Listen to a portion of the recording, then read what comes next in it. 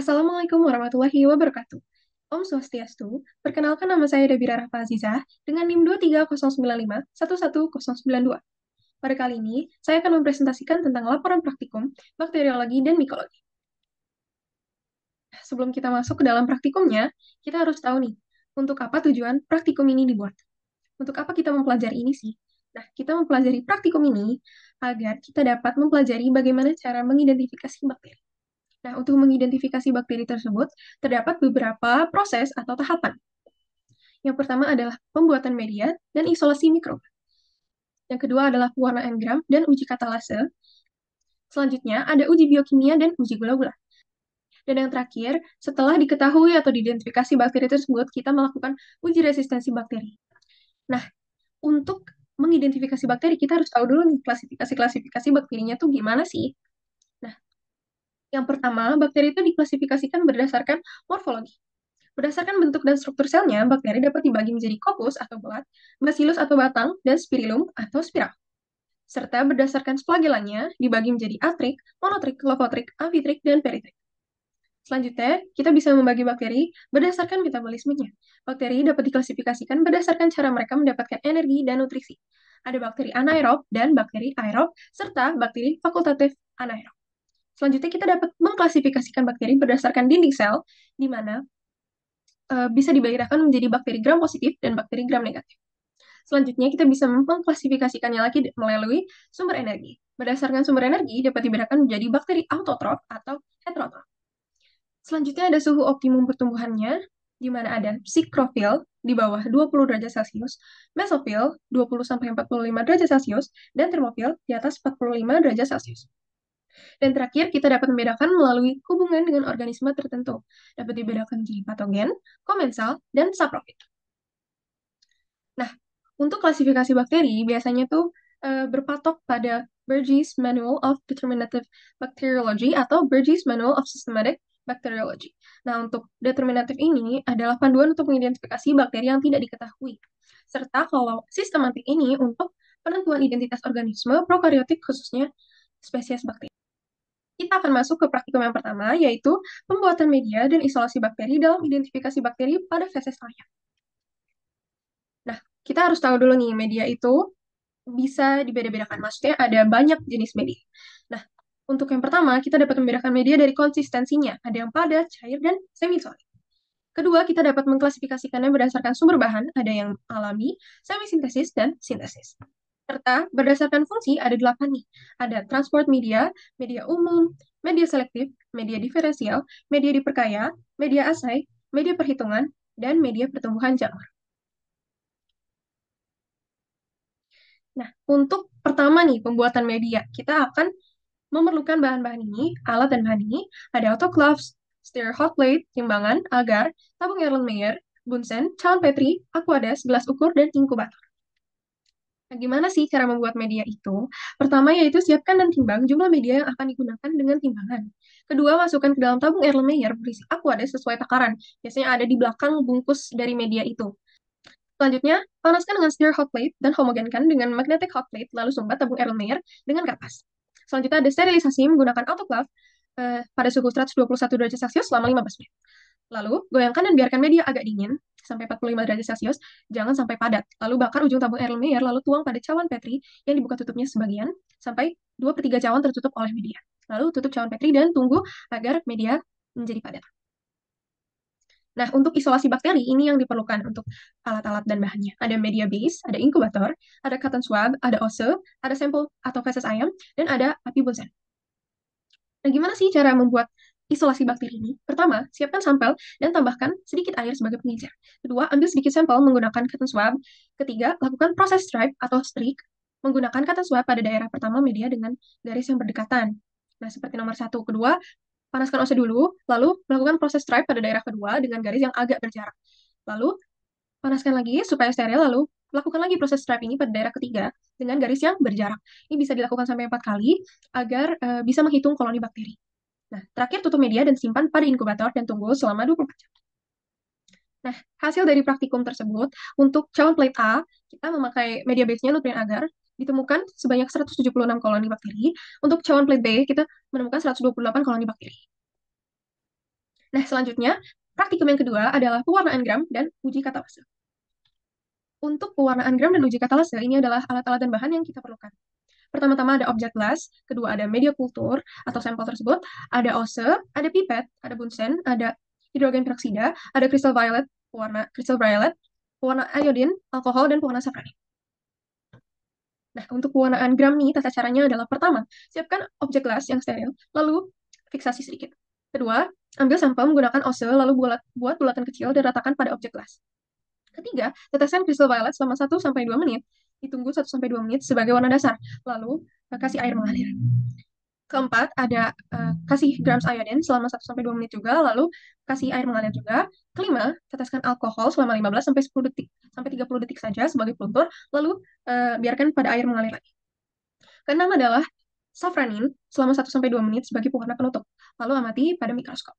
Selanjutnya, pada bakteri gram positif, alkohol yang digunakan untuk dekolorisasi tidak bekerja sehingga warna yang dari kristal violet dan iodin tidak luntur, sehingga saat ditambahkan safranin, nggak akan berubah warnanya. Dan sehingga warna yang dihasilkan adalah biru keunguan. Nah, bisa dilihat di sini. Karena tidak bekerja nih pelunturannya, karena bakteri gram positif dilapisi oleh peptidoglikan, sehingga dia tidak terdekolorisasi saat kena alkohol. Maka warna akhirnya adalah ungu. Nah, sedangkan untuk bakteri gram negatif, dia di dekolorisasi tuh bekerja karena dia dinding selnya mayoritas adalah lipid atau minyak, di mana alkohol akan melarutkan minyak. Jadi putih, maksudnya jadi eh, hilang pewarnaannya, lalu saat ditambahkan safranin, warnanya akan menjadi merah. Nah, selanjutnya untuk praktikum uji katalase. Nah, pada praktikum ini dapat diamati dari sampel koloni bakteri E. coli, enzim katalase berfungsi dengan baik. Hal ini ditandai dengan munculnya gelembung gas oksigen pada campuran air dan sampel bakteri, sehingga berwarna putih jenuh. Maka, pada uji katalase pada koloni bakteri E. coli bersifat positif. Nah, kita masuk ke dalam praktikum yang ketiga, yaitu uji biokimia dan uji gula-gula. Nah, untuk uji biokimia dan gula-gula, kita memerlukan alat dan bahan seperti yang tertera di gambar. Pertama, kita membutuhkan sampel. Kedua, kita membutuhkan bunsen. Ketiga, kita membutuhkan ose. Keempat, membutuhkan needle. Kelima, membutuhkan media uji biokimia. Keenam, membutuhkan media uji gula-gula. Ketujuh, membutuhkan reagen methyl red. Yang kedelapan, kita membutuhkan reagen PP. Yang kesembilan, kita membutuhkan reagen kopak. Dan yang terakhir, kita membutuhkan inkubator. Nah, media yang akan kita uji ada 5 media. Yang pertama adalah triple sugar iron agar. Ini fungsinya adalah untuk mengidentifikasi bakteri berdasarkan kemampuan memfermentasi 3 gula spesifik, laktosa, sukrosa, dan glukosa, serta kemampuan menghasilkan gas dari fermentasi dari produksi hidrogen sulfida atau H2S. Kedua, ada sulfide indole motility. Di sini fungsinya adalah untuk mengidentifikasi bakteri gram negatif berdasarkan 3 kemampuan, yaitu produksi hidrogen sulfida, kedua, produksi indol, dan ketiga, motilitas. Nah, untuk yang ketiga ada methyl red Fox-Proskauer, dan di sini ada MR dan VP. Nah, methyl red ini untuk mengukur produksi asam campuran dari fermentasi glukosa, sementara Fox-Proskauer ini adalah untuk mengukur produksi asetonia dari fermentasi glukosa. Selanjutnya ada SCA, di mana ini adalah untuk mengidentifikasi bakteri gram negatif berdasarkan kemampuan mereka memanfaatkan sitrat sebagai sumber energi. Dan terakhir adalah uji gula-gula untuk mengidentifikasi bakteri berdasarkan kemampuan mereka memfermentasi berbagai gula seperti glukosa, laktosa, sukrosa, dan maltosa. Nah, kalau misalnya dilihat nih ada beberapa gambar yang memiliki lebih dari satu media. Nah, kalau triple sugar iron agar ini warna aslinya adalah seperti ini. Untuk SIM juga seperti itu. Selanjutnya ada MRVP. Nah, di sini tuh warna awalnya adalah yang kuning. Sehingga kalau misalnya dikasih reagen, berubah menjadi warna merah, artinya dia bersifat positif. Nah, untuk SCA di sini, yang warna aslinya adalah yang warna hijau. Jika dia positif, maka dia akan berwarna biru. Nah, selanjutnya adalah tata kerja dari media-media yang tadi telah disebutkan. Nah, untuk TSIA sendiri, dia konsistensinya itu padat. Jadi, untuk caranya itu setelah bakteri diambil dengan ose, dia ditusukkan pada bagian tegak, lalu saat diangkat, dia diusap-usap di bagian yang miringnya. Lalu diinkubasi pada suhu 37 derajat Celcius selama 24 jam. Untuk SIM, dia konsistensinya cair, jadi bakterinya tuh dicelup-celupkan menggunakan ose. Lalu sama diinkubasi selama 24 jam, lalu setelah 24 jam dia diteteskan reagen Kovac. Nah, kalau misalnya positif, dia bakal membentuk cincin merah di atasnya. Selanjutnya ada MRVP. MRVP ini tuh konsistensinya juga sama seperti SIM, yaitu cair. Makanya dia dicelup-celupkan, lalu diinkubasi dulu selama 24 jam. Lalu saat besoknya itu tuh baru ditetesi reagen MR dan reagen PP. Bagi dua tabungnya, satu dikasih reagen MR, satu dikasih reagen PP. Dan jika positif, akan berubah warna. Selanjutnya ada CA. SCA ini padat bentuknya, mirip seperti tes IA, makanya dia caranya adalah dengan ditusuk lalu diusap pada bagian yang mirip. Diinkubasikan selama 24 jam dan lihat hasilnya. Terakhir adalah uji gula-gula, itu cair seperti SIM dan MFPP.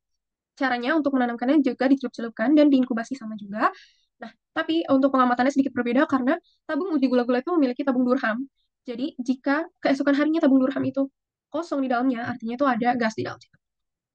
Nah, ini adalah hasil praktikum dari uji biokimia dan uji gula-gula. Nah, yang pertama untuk tes IA ada acid bath, acid slant, H2S-nya negatif, gasnya positif. Nah, sampel dapat fermentasi 3 jenis gula karena warnanya menjadi kuning, acid bath dan acid slant. Lalu sampel tidak memproduksi H2S karena tidak ada warna hitam pada media, serta sampel memproduksi gas karena terdapat gelembung-gelembung gas pada atas media. Kenapa medianya tidak terangkat? Mungkin karena kesalahan teknis kita menggunakan media yang belum sepenuhnya padat, sehingga gas yang dihasilkan itu mengumpul di atasnya saja. Kedua ada SIM, di mana H2S-nya negatif, indolnya positif, dan motilitasnya positif. Nah, bisa disimpulkan, sampel tidak memproduksi H2S, memproduksi indol karena terbentuk cincin merah setelah diteteskan reagen kontak, serta positif motilitas karena terdapat seperti pergerakan di bagian yang ditusukkan oleh OSET. Selanjutnya ada MRVP, di mana metil rete positif dan VP-nya tidak diketahui dikarenakan kita tidak memiliki reagen PP pada praktikum kemarin. Dan dapat disimpulkan bahwa sampel memproduksi asam dikarenakan terbentuknya cincin merah setelah diteteskan reagen MR. Nah, untuk SCA sendiri, negatif karena warnanya tetap hijau. Nah, dapat disimpulkan bahwa sampel tidak memanfaatkan sitrat sebagai sumber karbon dan energi untuk tumbuh. Dan terakhir untuk uji gula-gula, yaitu positif memfermentasi karbohidrat dan menghasilkan gas. Jadi, dapat disimpulkan dari semua ujian yang telah dilakukan, ciri-ciri khas ini tuh mirip dengan ciri khas yang dimiliki oleh bakteri E. coli, maka disimpulkan bahwa sampel adalah bakteri E. coli. Nah, sekarang kita masuk ke uji yang terakhir, yaitu uji resistensi bakteri dengan cara difusi cakra menurut metode Kirby-Bauer. Nah, alat dan bahan yang diperlukan adalah pertama sampel, kedua Bunsen, ketiga cotton swab, keempat pinset, kelima perbandingan cair, keenam molar Hinton agar plate atau MHA, ketujuh ada antibiotik paper disc, ke-8 penggaris, ke-9 McFarland 0,5 atau setengah, dan ke-10 inkubator. Nah, untuk tata kerjanya, yang pertama adalah inokulasi 3-10 koloni bakteri dalam 4 mili perbandingan cair. Bisa trypticase soy broth, bisa tryptose phosphate broth, atau belian. Nah, kedua, inkubasi perbandingan tersebut pada suhu 30 derajat Celcius selama 2-5 jam. Lalu, amati biakan nih, konsistensinya udah cocok belum sama McFarland setengah. Keempat adalah ambil biakan menggunakan cotton swab steril. Kelima, tanamkan pada MHA dengan cara diusapkan pada seluruh permukaan menggunakan cotton swab. Lalu, keenam, lakukan 3-4 kali pada ujung yang berbeda agar biakan merata pada media. Ketujuh adalah ambil paper desk lalu tempelkan menggunakan pinset pada permukaan medium dengan jarak tempel kurang lebih 2 cm dari tepi plate maupun dari paper desk lainnya. Jadi mereka nggak boleh deket-deketan. Kedelapan, tekan pelan-pelan gitu paper desk menggunakan pinset agar menempel pada media. Kesembilan, inkubasi pada suhu 37 derajat selama 18-24 jam. Dan 10, amati dan ukur diameter killing zone masing-masing paper desk. Nah, kita kemarin menggunakan 3 jenis antibiotik, ada bacitracin, clindamycin, dan sulfametosazole. Nah, untuk standar killing zone ketiga antibiotik ini, untuk resistennya, bacitracin 8, clindamycin 15, untuk sulfametosazolnya 10, untuk pekanya atau sensitifnya, bacitracin 13, clindamycin 19, dan sulfametosazole ada 16. Nah, ini adalah hasil dari praktikum kita kemarin. Untuk melihat lebih jelas, ini kita sudah menyimpulkan bahwa bacitracin hanya 7 mm, clindamycin 7 mm, dan sulfametosazole 8 mm. Nah, karena tadi standar killing zone-nya itu untuk resisten 8, 15, dan 10, bisa dikatakan bahwa ketiga antibiotik yang kita menggunakan ini masih resisten. Jadi bakterinya itu resisten terhadap ketiga antibiotik ini. Dan dapat disimpulkan juga, antibiotik sulfametosazole ini memiliki diameter yang paling besar dan lebih sensitif, dan sensitivitas bakterinya itu lebih daripada antibiotik yang kedua lainnya. Baik, kita sudah membahas keempat praktikum yang telah dilakukan. Sekarang, kesimpulan dari seluruh praktikum tersebut adalah, pada praktikum mata kuliah bakteriologi dan mikologi, kita mempelajari proses dalam mengidentifikasi bakteri dalam suatu penelitian. Proses tersebut dimulai dari pembuatan media, isolasi bakteri, pewarnaan gram, uji katalase, uji biokimia, dan uji gula-gula, serta uji resistensi bakteri. Proses-proses tersebut penting dalam mengidentifikasi, mengelompokkan, dan memahami sifat-sifat bakteri secara mendalam. Masing-masing proses memberikan informasi untuk diagnosis penyakit, penelitian mikrobiologi, dan pengembangan strategi pengobatan yang efektif. Sekian presentasi dari saya. Semoga semua yang telah saya sampaikan dapat bermanfaat. Om Swastiastu. Wassalamualaikum warahmatullahi wabarakatuh.